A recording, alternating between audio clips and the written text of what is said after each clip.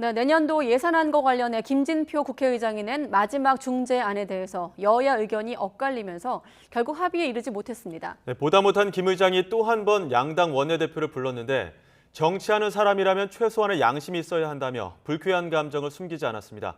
국회 취재기자 연결합니다. 엄연주 기자. 네, 국회입니다. 네, 보다 못한 김진표 국회의장이 또 한 번 여야 원내대표를 불렀다고 들었습니다. 어떤 대화가 오갔습니까? 네, 김진표 국회의장이 어제 내놓은 마지막 중재안도 사실상 불발되면서 김 의장은 또 한 번 여야 원내대표를 불러 중재에 나섰습니다. 김 의장은 불쾌한 감정을 숨기지 않으면서 다시 한번 여야 합의를 촉구했는데요. 들어보겠습니다. 정치하는 사람들이 최소한의 양심이 있어야지. 아니 이거를 마치 우리 경제를 살려내고 취약계층을 도우려고 하는 수레바퀴를 국회가 붙잡고 늘어지고 못 굴러가게 하는 거 아닙니까 이게. 그래서 정말 간곡하게 다시 한번 부탁합니다. 또 오늘 안으로 여야 원내대표가 정부와 협의해 합의안을 발표하고 늦어도 월요일엔 내년도 예산안을 처리할 수 있도록 해달라고 거듭 강조했습니다. 여야 원내대표 모두 지금까지 예산안 처리를 하지 못한 데 대해 마음이 무겁다고 한껏 몸을 낮췄지만 예산안 처리 지연을 두고는 입장차를 보였습니다. 각각 들어보겠습니다. 정부가 위기의 순간에 좀 빠르게 또 정부의 계획대로 재정 운영이 집행될 수 있도록 협조해 주십사는 그런 말씀입니다. 이런 위기의 순간에는 정부가 소신껏 힘을 짜서 제때 좀 할 수 있도록 조금은 양보를 하고 도와주시길 바라고 지난 5년간 또 하실 만큼 하셨지 않습니까?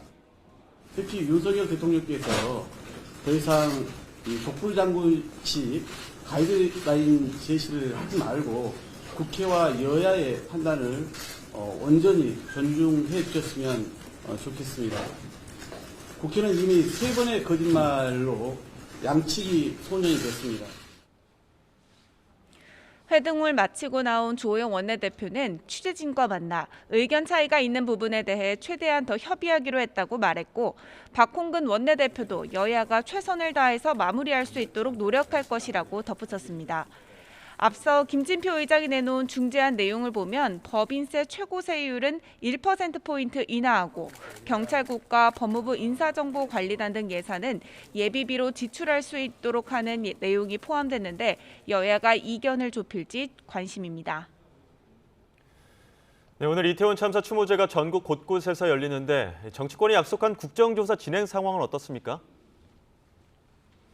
네, 애초 여야 합의대로라면 예산안 처리 후 국정조사가 본격적으로 시작되는데요.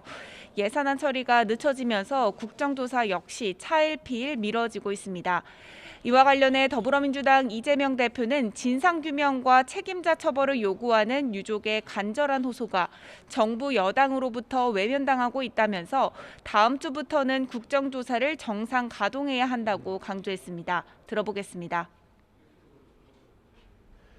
다음 주부터는 국정조사도 정상 가동해야 합니다. 정부 여당은 비극적 참사 앞에서 정치적 계산을 앞세우지 말고 책임 있는 행동을 해주시기 바랍니다.